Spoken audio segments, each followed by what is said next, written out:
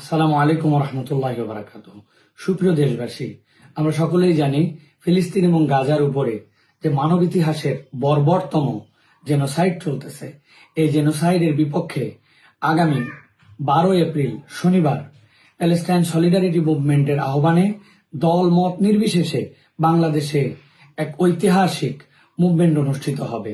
এই মুভমেন্টে আগামী শনিবার 12 এপ্রিলের প্যালেস্টাইন সলিডারিটি মুভমেন্টের আহ্বানে এই প্রোগ্রামে আমি থাকবো ইনশাল্লাহ। শাহবাগ থেকে শুরু হয়ে মানিক মে অ্যাভিনিউ হয়ে পুরা দেশবাসী দলমত নির্বিশেষে এই জেনোসাইডের বিপক্ষে সকলকে আসার জন্য আহ্বান জানাচ্ছি। এই মুভমেন্টে আমি থাকবো ইনশাল্লাহ আগামী শনিবার বিকালে।